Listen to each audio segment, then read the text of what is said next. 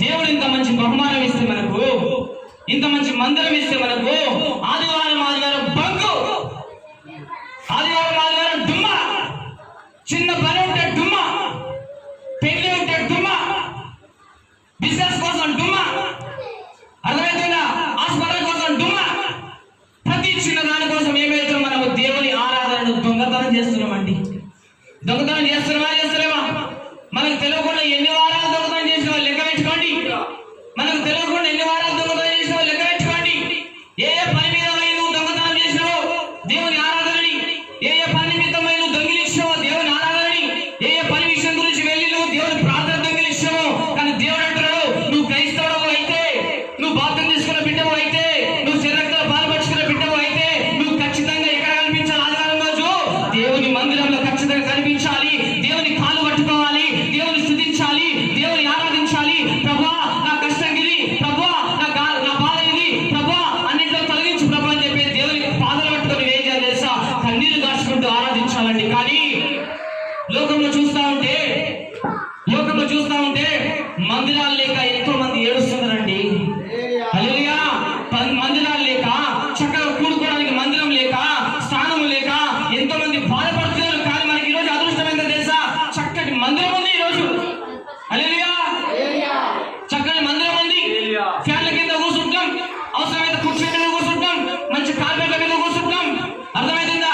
దేవుడు దీవించడానికి ముందు ఇంకా ముందుకు తీసుకెళ్తాడు దేవుడు. కాబట్టి ఇంత మంచిగా ఉన్నటువంటి ప్రాంతంలో ఈ మందిరంలో మనం ఏం చేయాలి? క్రమం తప్పకుండా ఆదివారం ఖచ్చితంగా మందిరానికి రావాలి.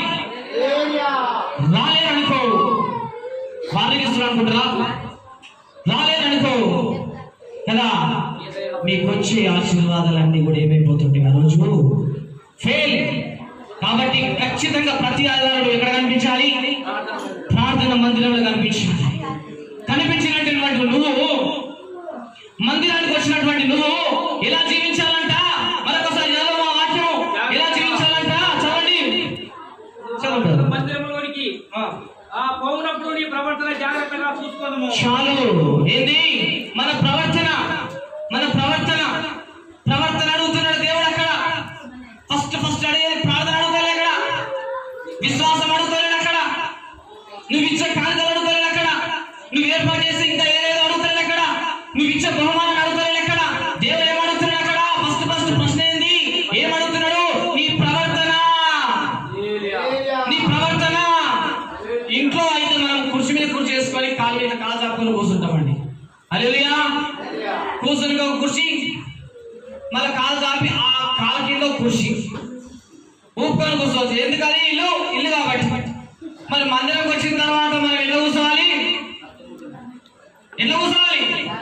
ముసలోళ్ళు అయితే మోకాళ్ళు కుర్చీ మీద కూర్చోండి. అన్ని విధాలు కరెక్ట్ గా ఉంటే మీరు ఏం చేయాలి? సకలముఖుల వేసం కూర్చోవాలి. కానీ ఏం చేస్తాం మనం? ఒక ఆయన కాలు తీసి చురుకు వాపుతాడు, ఓ బ్రదర్ ఏమో ఉత్తరానికి వాడతాడు. కాలు మోకాళ్ళ కృషి మీద కూర్చోండి. తల్లి మోకాళ్ళ కాళ్ళ ఉంటే కృషి మీద కూర్చోండి కదా. యాసకు వచ్చిపోయిందని చెప్పేసి ఏం చేస్తారు? ఇక్కడ ఏముంది? దేవుడి సింహాసనం ఉందండి. ఇక్కడ పరిశుద్ధమైన శరీర రక్తాలు ఉన్నాయండి. ఇక్కడ ఈ ప్రాంతానికి వచ్చిన తర్వాత మోకాళ్ళ మీద కూర్చోవాలి, లేకపోతే సకల మొక్కల మీద కూర్చోండి. కానీ కాలు చాపుకొని కూర్చుంటా అంటే అది కుదురుతుందా? ఇంకో కొంతమంది తెలుసా? ఇగో ఇట్లా కూర్చున్నారు. ఇంకొంతమంది నెత్తికో కూడా కూర్చున్నారు. ఇంకొంతమంది పిల్లలకే సరిపోతుంది. ఇక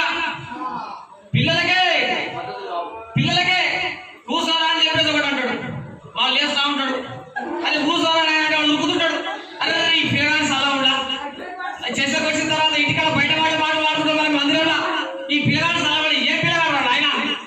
ఈ పిల్ల సలవాడు చెప్తే కదా పిల్ల. అరే ఏమైతుంది మందిరంలో? అర్థమవుతుందా?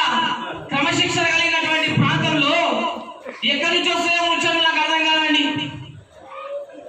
మీకు టైం ఇస్తే రేపటిదాకా ముచ్చలు పెడతారు.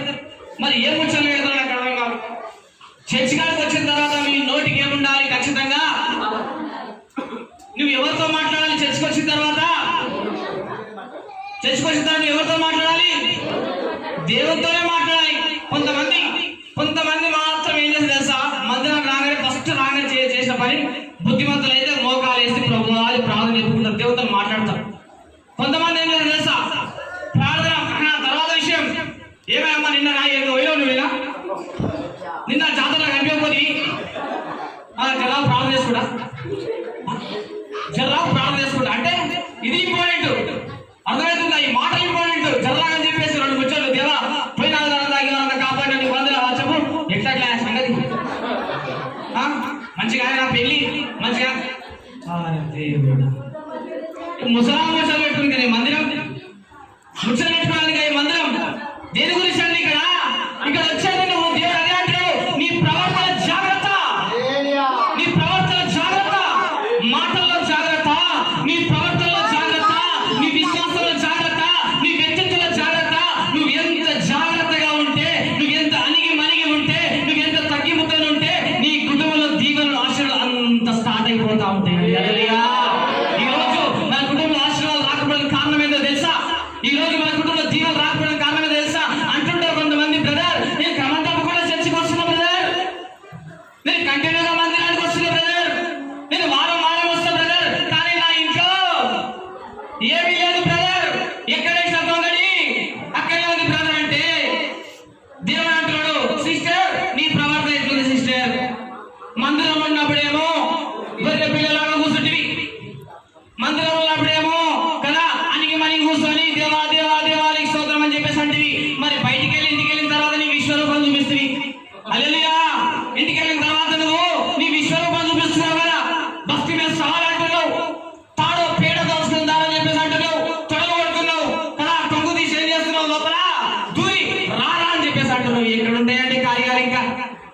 ఎక్కడ ఉంటాయండి మేలు ఇంకా కదా? దేవుడు అదే అంటున్నాడు, మందిరంలో ఉన్నప్పుడు నీ ప్రవర్తన జాగ్రత్త.